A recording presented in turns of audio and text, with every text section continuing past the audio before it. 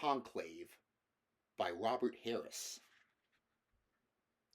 Chapter 1. Sede Vacante. Cardinal Lomeli left his apartment in the Palace of the Holy Office shortly before 2 in the morning, and hurried through the darkened cloisters of the Vatican towards the bedroom of the Pope. He was praying, "O Lord, he still has so much to do, whereas all my useful work in your service is completed. He is beloved while I am forgotten. Spare him, Lord, spare him. Take me instead." He toiled up the cobbled slope towards the Piazza Santa Marta. The Roman air was soft and misty, yet already he could detect the first faint chill of autumn. It was raining slightly. The prefect of the papal household had sounded so panicked on the telephone, Lomeli was expecting to be met by a scene of pandemonium.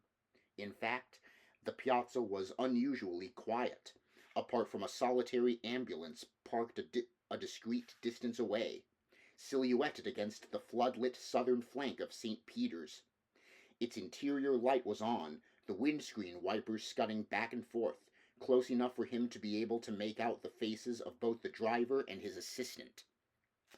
The driver was using a mobile phone, and Lomeli thought with a shock, "They haven't come to take a sick man to the hospital. They've come to take away a body." At the plate glass entrance to the Casa Santa Marta, the Swiss guard saluted, a white-gloved hand to a red-plumed helmet. "Your Eminence." Lomeli, nodding towards the car, said, "Will you please make sure that man isn't calling the media?" The hostel had an austere, antiseptic atmosphere, like a private clinic. In the white marbled lobby, a dozen priests, 3 in dressing gowns, stood around in bewilderment, as if a fire alarm had sounded and they were unsure of the correct procedure. Lomeli hesitated on the threshold, felt something in his left hand and saw that he was clutching his red zucchetto. He couldn't remember picking it up.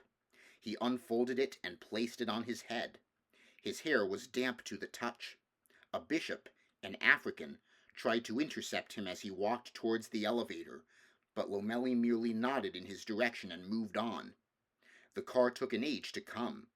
He ought to have used the stairs, but he was too short of breath. He sensed the others looking at his back. He should say something. The elevator arrived. The door slid open. He turned and raised his hand in benediction. "Pray," he said. He pressed the button for the second floor. The doors closed and he began to ascend. "If it is your will to call him to your presence and leave me behind, then grant me the strength to be a rock for others." In the mirror, beneath the yellow light, his cadaverous face was gray and mottled. He yearned for a sign, for some infusion of strength. The elevator lurched to an abrupt halt, but his stomach seemed to go on rising, and he had to grip the metal handrail to steady himself. He remembered riding with the Holy Father in this very car early in his papacy when 2 elderly monsignors had got in. Immediately they had fallen to their knees, stunned to find themselves face to face with Christ's representative on earth, at which the Pope had laughed and said, "Don't worry, get up. I'm just an old sinner, no better than you." The cardinal raised his chin, his public mask. The doors opened. A thick curtain of dark suits parted to let him through. He heard one agent whisper into his sleeve, "The Dean is here." Diagonally across the landing, outside the papal suite, 3 nuns, members of the Company of the Daughters of Charity of Saint Vincent de Paul, were holding hands and crying. Archbishop Wozniak, prefect of the papal household, came forward to meet him. Behind his steel-rimmed glasses, his watery gray eyes were puffy. He lifted his hands and said helplessly, "Eminence." Lomeli took the archbishop's cheeks in his hands and pressed gently. He could feel the younger man's stubble. "Janus, your presence made him so happy." Then another bodyguard, or perhaps it was an undertaker, both professions dressed so alike. At any rate, another figure in black opened the door to the suite. The little sitting room and the even smaller bedroom beyond it were crowded. Afterwards, Lomeli made a list and came up with more than a dozen names of people present. not counting security. 2 doctors, 2 private secretaries, the master of papal liturgical celebrations, whose name was Archbishop Mandorf, and at least 4 priests from the Apostolic Camera, Wozniak, and of course the 4 senior cardinals of the Catholic Church, the Secretary of State, Aldo Bellini, the Camerlengo, or Chamberlain of the Holy See, Joseph Tremblay, the Cardinal Major Penitentiary, or Confessor-in-Chief, Joshua Adeyemi, and himself as Dean of the College of Cardinals. In his vanity he had imagined that he had been the first to be summoned. In fact, he now saw he was the last. He followed Wozniak into the bedroom. It was the first time he had seen inside it. Always before, the big double doors had been shut. The Renaissance papal bed, a crucifix above it, faced into the sitting room. It took up almost all the space. Square, heavy polished oak, far too big for the room. It provided the only touch of grandeur. Bellini and Tremblay were on their knees beside it with their heads bowed. Lomeli had to step over the backs of the legs to get round to the pillows where the Pope lay slightly propped up, his body concealed by the white counterpane, his hands folded on his chest above his plain iron pectoral cross. He was not used to seeing the Holy Father without his spectacles. These lay folded on the nightstand beside a scuffed travel alarm cloak. The frames had left red pinch marks on either side of the bridge of his nose. Often the faces of the dead, in Lomeli's experience, were slack and stupid. But this one seemed alert, almost amused, as if interrupted in mid-sentence. As he bent to kiss the forehead, he noticed a faint smudge of white toothpaste at the left corner of the mouth, and caught the smell of peppermint and the hint of some floral shampoo. "Why did he summon you when there was still so much you wanted to do?" he whispered. "Sub venite sancti Dei." Adeyemi began intoning the liturgy. Lomeli realized they had been waiting for him. He lowered himself carefully to his knees on the brightly polished parquet floor, cupped his hands together in prayer, and rested them on the side of the counterpane. He burrowed his face into his palms. "Occurrite angeli Domini." Come to his aid, saints of God. Race to meet him, angels of the Lord. The Nigerian cardinal's basso profundo reverberated around the tiny room. "Suscipientes animam eius, offerentes eam in conspectu altissimi." Receive his soul and present it in the presence of the Most High. The words buzzed in Lomeli's head without meaning. It was happening more and more often. I cry out to you, God, but you do not answer. Some kind of spiritual insomnia, a kind of noisy interference, had crept over him during the past year, denying him that communion with the Holy Spirit he had once been able to achieve quite naturally. And, as with sleep, the more one desired meaningful prayer, the more elusive it became. He had confessed his crisis to the Pope at their final meeting, had asked permission to leave Rome, to give up his duties as dean and retreat to a religious order. He was 75, retirement age, but the Holy Father had been unexpectedly hard on him. "Some are chosen to be shepherds, and others are needed to manage the farm. Yours is not a pastoral role. You are not a shepherd. You are a manager. Do you think it's easier for me? I need you here. Don't worry, God will return to you. He always does." Lomeli was hurt. A manager, is that how he sees me? And there had been a coldness between them when they parted. That was the last time he saw him. "Requiem aeternam dona ei, Domine, et lux perpetua luceate." Eternal rest grant unto him, Lord, and let the perpetual light shine upon him. When the liturgy had been recited, the 4 cardinals remained around the deathbed in silent prayer. After a couple of minutes, Lomeli turned his head a fraction and half opened his eyes. Behind them in the sitting room, everyone was on their knees with their heads bowed. He pressed his face back into his hands. It saddened him to think that their long association should have ended on such a note. He tried to remember when it had happened. 2 weeks ago?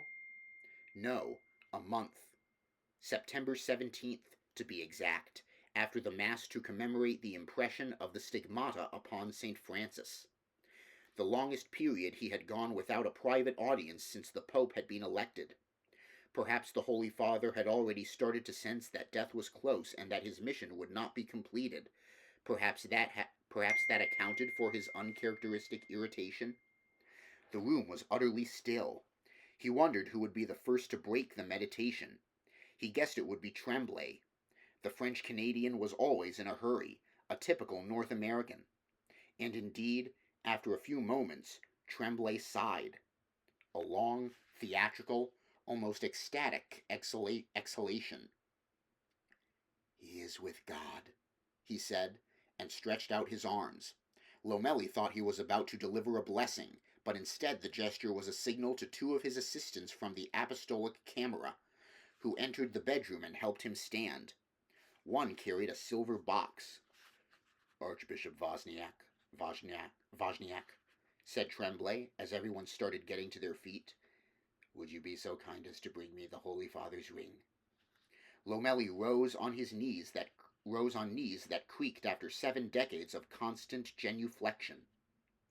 He pressed himself against the wall to allow the prefect of the papal household to edge past. The ring did not come off easily.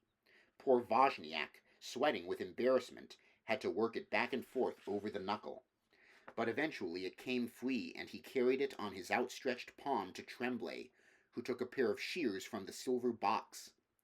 The sort of tool one might use to deadhead roses, thought Lomelli, and inserted the seal of the ring between the blades. He squeezed hard, grimacing with the effort.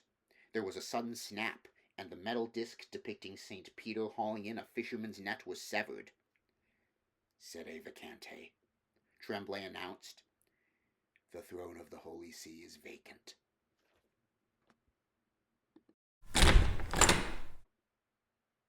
Lomelli spent a few minutes gazing down at the bed in contemplative farewell, then helped Tremblay lay a thin white veil over the Pope's face. The vigil broke up into whispering groups. He moved back into the sitting room. He wondered how the Pope could have borne it, year after year, not just living surrounded by armed guards, but this place. 50 anonymous square meters, furnished to suit the income and taste of some mid-level commercial salesman. There was nothing personal in it. Pale lemon walls and curtains, a parquet floor for easy cleaning, standard-issue table, desk, plus sofa and 2 armchairs, scallop-backed and upholstered in some blue washable fabric. Even the dark wooden prie-dieu was identical to 100 others in the hostel. The Holy Father had stayed here as a cardinal before the conclave that elected him pope, and had never moved out. One look at the luxurious apartment to which he was entitled in the apostolic palace, with its library and its private chapel, had been enough to send him running. His war with the Vatican's old guard had started right here, on that issue, on his first day. When some of the heads of the Curia had demurred at his decision as not being appropriate for the dignity of a pope, he had quoted at them as if they were schoolboys, Christ's instruction to his disciples: "Take nothing for your journey, no staff, nor bag, nor bread, nor money, and do not have 2 tunics." From then on, being human, they had felt his reproachful eye upon them every time they went home to their grand official apartments, and, being human, they had resented it. The Secretary of State, Bellini, was standing by the desk with his back to the room. His term of office had ended with the breaking of the fisherman's ring, and his tall, thin, ascetic frame, which he usually carried as erect as a Lombardy poplar, looked as if it had been snapped along with it. Lomelli said, "My dear Aldo, I am so very sorry." He saw that Bellini was examining the traveling chess set that the Holy Father used to carry around in his briefcase. He was running a long, pale forefinger back and forth over the tiny red and white plastic pieces. They were crowded intricately together in the center of the board, locked in some abstruse battle now destined never to be resolved. Bellini said distractedly, "Do you think anyone would mind if I took this as a keepsake?" "I'm sure not. We used to play quite often at the end of the day. He said it helped him relax."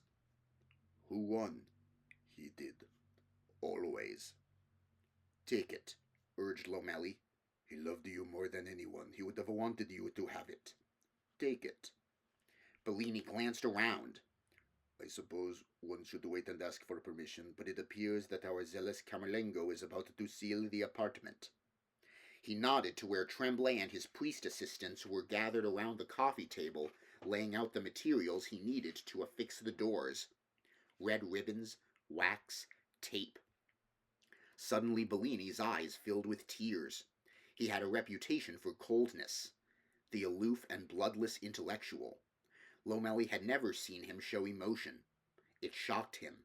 He put a hand on Bellini's arm and said sympathetically, "What happened, do you know? They say he had a heart attack." "But I thought he had the heart of a bull." "Not entirely, to be honest. There had been warnings." Lomelli blinked in surprise. "I hadn't heard that." "Well, he didn't want anyone to know. He said the moment word got out, they would start spreading rumors that he was going to resign."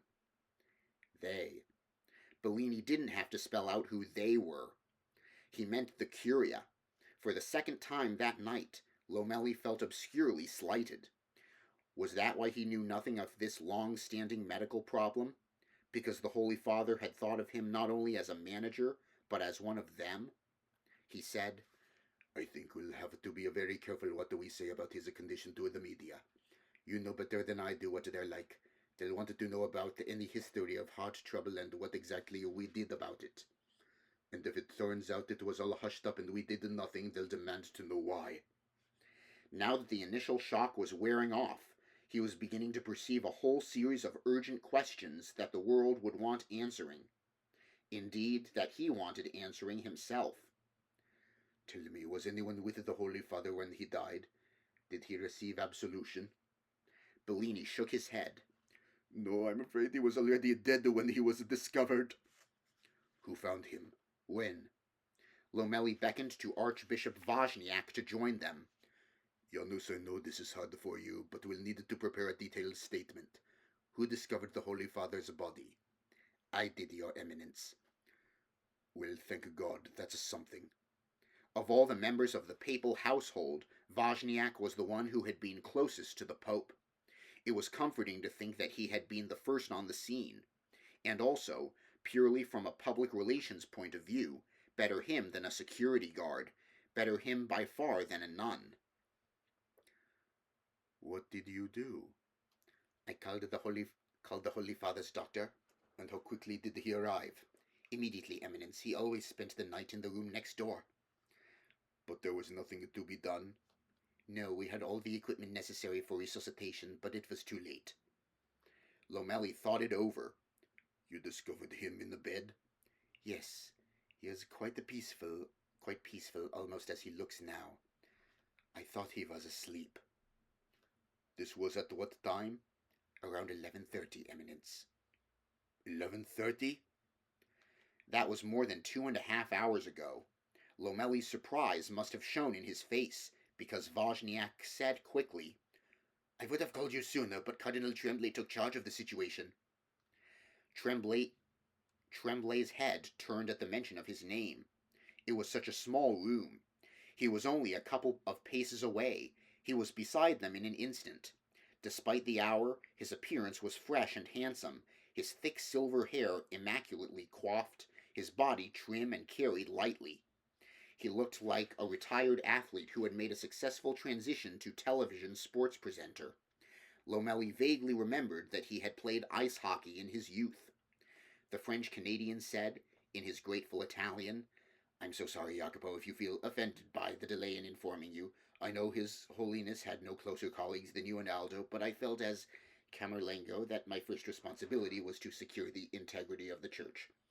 I told Janus to hold off from calling you so that we could have a brief period of calm to ascertain all the facts." He pressed his hands together piously, as if in prayer. The man was insufferable.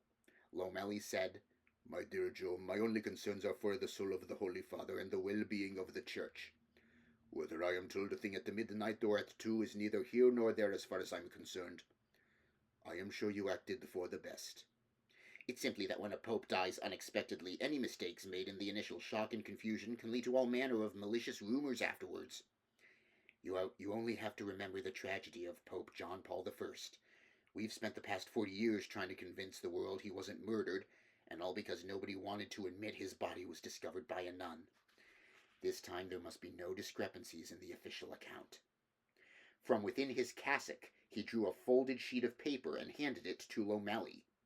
It was warm to the touch. Hot off the press, thought Lomeli. Neatly printed on a word processor, it was headed in English, Timeline. Lomeli ran his finger down the columns of type. At 7:30 p.m., the Holy Father had eaten with Wozniak in the cordoned-off space reserved for him in the dining room of the Casa Santa Marta. At 8:30, he had retired to his apartment and had read and meditated on a passage from the Imitation of Christ, chapter 8, of the Dangers of Intimacy. At 9:30, he had gone to bed. At 11:30, Archbishop Wozniak had checked to see that he was well and had failed to observe any vital functions. At 11:34, Dr. Giulio Baldinati, seconded from the Vatican's San Raffaele Hospital in Milan, commenced emergency treatment. A combination of cardiac massage and defibrillation was attempted, without result. The Holy Father had been pronounced dead at 12:12 a.m. Cardinal Adeyemi came up and behind Lomeli and began reading over his shoulder. The Nigerian always smelled strongly of cologne. Lomeli could feel his warm breath on the side of his neck. The power of Adeyemi's physical presence was too much for him. He gave him the document and turned away, only to have more papers thrust into his hand by Tremblay. "What's all this?" "The Holy Father's most recent medical records. I had them brought over. This is an angiogram conducted last month. You can see here," said Tremblay, holding up an X-ray to the central light. "There is evidence of blockage." The monochrome image was tendrilled, fibrous, sinister. Lomeli recoiled. What in God's name was the point of it? The Pope had been in his 80s. There was nothing suspicious about his passing. How long was he supposed to live? It was his soul upon which they should be focused at this moment, not his arteries. He said firmly, Release the data if you must, but not the photograph. It's too intrusive. It demeans him." Bellini said, "I agree." "I suppose," added Lomeli, "you will tell us next there will have to be an autopsy." "Well, there are bound to be rumors if there isn't." "This is true," said Bellini. "Once God explained all mysteries. Now he has been usurped by conspiracy theorists. They are the heretics of the age." Adeyemi had finished reading the timeline. He took off his gold-framed glasses and sucked on the stem. "What was the Holy Father doing before 7:30? Wozniak answered, "He was celebrating Vespers, Eminence, here in the Casa Santa Marta."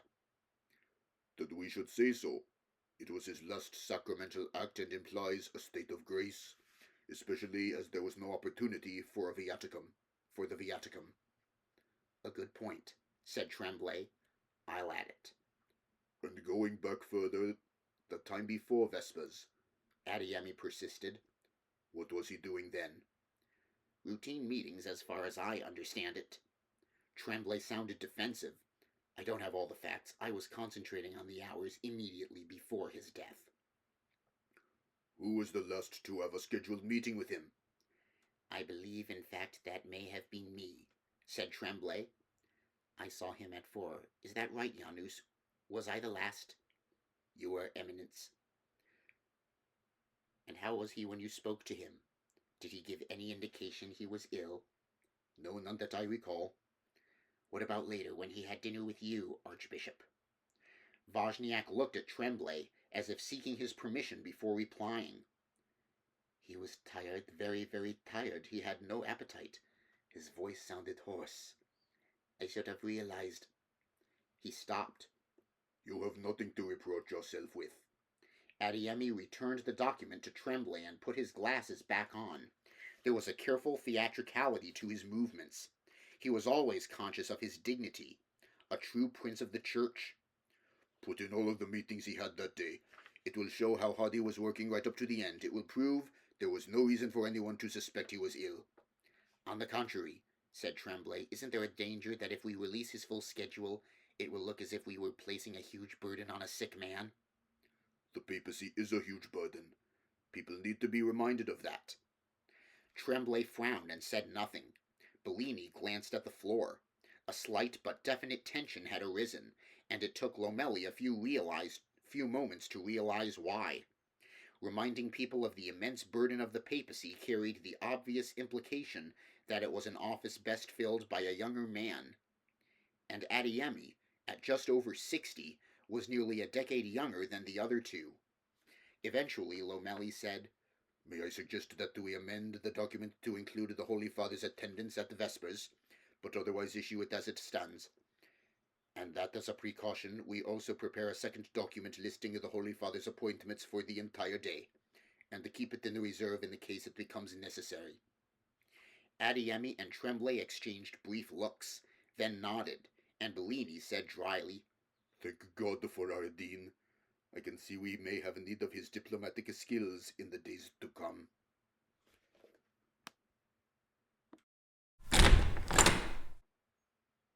Later, Lomelli would look back on this as the moment when the contest for the succession began.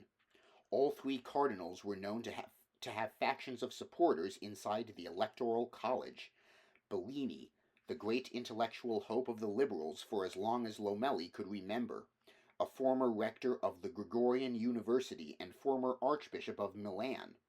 Tremblay, who as well as serving as Camerlengo was prefect of the Congregation for the Evangelization of Peoples, a candidate therefore with links to the Third World, who had the advantage of seeming to be an American without the disadvantage of actually being one, and Adeyemi, who carried within him like a divine spark the revolutionary possibility, endlessly fascinating to the media, that he might one day become the first black pope.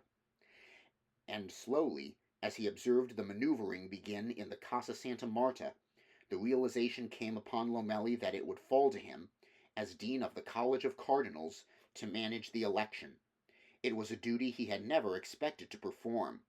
He had been diagnosed with prostate cancer a few years earlier, and although he had supposedly been cured, he had always assumed he would die before the Pope. He had only ever thought of himself as a stopgap. He had tried to resign, but now it seemed he would be responsible for the organization of a conclave in the most difficult of circumstances. He closed his eyes. If it is your will, O Lord, that I should have to discharge this duty, I pray that you will give me this wisdom to perform it in a manner that will strengthen our Mother the Church. He would have to be impartial, that first and foremost. He opened his eyes and said, Has anyone telephoned the Cardinal Tedesco? No, said Tremblay. Tedesco, of all people? Why? Do you think we need to? Well, given his position in the church, it would be a courtesy. A courtesy? Cried Bellini. What has he done to deserve courtesy? If any one man can be said to have killed the Holy Father, he did. Lomelli had sympathy for his anguish. Of all the late Pope's critics, Tedesco had been the most savage, pushing his attacks on the Holy Father and on Bellini to the point, some thought, of schism. There had even been talk of excommunication. Nevertheless, he enjoyed a devoted following among the traditionalists, which was bound to make him a prominent candidate for the succession. Still I should call him, said Lomelli. It will be better if he hears the news from us rather than from some reporter. God knows what he might say off the cuff. He lifted the desk telephone from its cradle and pressed 0. An operator, her voice shaky with emotion, asked how she could help him. Please put me through to the Patriarch's Palace in Venice, to Cardinal Tedesco's private line. He assumed there would be no answer. After all, it was not yet 3 in the morning. But the phone didn't even finish its first ring before it was picked up. A gruff voice said, "Tedesco." The other cardinals were talking quietly with one another about the timetable for the funeral. Lomeli held up his hand for silence and turned his back so he could concentrate on the call. "Goffredo, it's Lomeli. I'm afraid I have terrible news. The Holy Father has just passed away." There was a long pause. Lomeli could hear some sort of noise in the background. A footstep? A door? "Patriarch, did you hear what I said?" Tedesco's voice sounded hollow in the cavernousness of his official residence. "Thank you, Lomeli. I shall pray for his soul." There was a click. The line went dead. "Goffredo?" Lomeli held the phone at arm's length and frowned at it. Tremblay said, "Well?" "He already knew." "Are you sure?" From inside his cassock, Tremblay took out what appeared to be a prayer book bound in black leather, but which turned out to be a mobile phone. "Of course he knew," said Bellini. "This place is full of his supporters. He probably knew before we did. If we're not careful, he will make the official announcement himself in St. Mark's Square." It sounded as though there was someone with him. Tremblay was stroking his screen rapidly with his thumb, scrolling through the data. "That's entirely possible. Rumors that the Pope is dead are already trending on social media. We shall have to move quickly. May I make a suggestion?" And now came the second disagreement of the night, as Tremblay urged that the transfer of the Pope's body to the mortuary should take place straight away, rather than be delayed until the morning. "We cannot allow ourselves to fall behind the news cycle. It would be a disaster." He proposed that the official announcement should be released at once, and that 2 film crews from the Vatican Television Center plus 3 pool photographers and a newspaper reporter should be allowed into the Piazza Santa Marta to record the transfer of the body from the building to the ambulance. His reasoning was that if they moved quickly, the footage would be broadcast live and the church would be sure to have maximum exposure. In the great Asian centers of the Catholic faith it was morning. In Latin and North America, evening. Only the Europeans and the Africans would be obliged to wake to the news. Again, Adeyemi objected. For the sake of the dignity of the office, he argued, they should wait for daylight, and for a hearse and a proper casket that could be taken out draped with the papal flag. Bellini countered sharply, "The Holy Father would not have cared a fig about the dignity. It was as one of the humble of the earth that he chose to live. And it is as one of the humble poor that he would wish to be seen in death." Lomeli concurred. "Remember, this was a man who refused to ride in a limousine. An ambulance is the nearest we can give him now to public transport." Nevertheless, Adeyemi would not change his mind. In the end, he had to be outvoted 3-1. It was also agreed that the Pope's body should be embalmed. Lomeli said, "But we must ensure it's done properly." He had never forgotten filing past Pope Paul VI's body in St. Peter's in 1978. In the August heat, the face had turned grayish-green, the jaw had sagged, and there was a definite whiff of corruption. Yet even that ghoulish embarrassment wasn't as bad as the occasion 20 years previously, when Pope Pius XII's body had fermented in its coffin and exploded like a firecracker outside the church of St. John Lateran. "And another thing," he added, "we must make sure no one takes any photographs of the body." That indignity, too, had been inflicted upon Pius XII, whose corpse had been shown in news magazines all over the world. Tremblay went off to make the arrangements with the media office of the Holy See, and less than 30 minutes later, the ambulance men, their phones confiscated, came and took the Holy Father out of the papal apartment in a white plastic body bag strapped to a wheeled stretcher. They paused with it on the second floor while the 4 cardinals went down ahead in the elevator so that they could meet it in the hostel lobby and escort it off the premises. The humility of the body in death, the smallness of it, the little rounded fetus shape of the feet and the head, seemed to Lomeli to make a profound statement. And he bought fine linen, and took him down and wrapped him in the linen, and laid him in a sepulchre. The children of the Son of Man were all equal at the last, he reflected. All were dependent on God's mercy for the hope of resurrection. The lobby and the lower flight of the staircase were lined by religious of all ranks. It was their silence that imprinted itself most indelibly on Lomeli's mind. When the elevator doors opened and the body was wheeled out, the only sound, to his dismay, was the click and whir of phone cameras, interspersed with an occasional sob. Tremblay and Adeyemi walked at the head of the stretcher, Lomeli and Bellini at the rear, with the prelates of the apostolic camera in a file behind them. They processed through the doors and into the October chill. The drizzle had ceased. There were even a few stars. They passed between the two Swiss guards and made towards a crucible of multicolored light. The flashes of the waiting ambulance and its police escort streaking like blue sunbeams around the rain-slicked plaza, the white strobe effect of the photographers, the engulfing yellow glare thrown up by the lamps of the TV crews, and behind all these, rising out of the shadows, the gigantic illuminated glow of St. Peter's.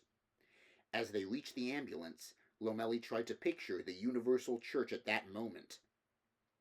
Some 1.25 billion souls, the ragged crowds gathered around the television sets in the slums of Manila and Sao Paulo, the swarms of commuters in Tokyo and Shanghai hypnotized by their mobile phones, the sports fans in the bars of Boston and New York whose games were being interrupted.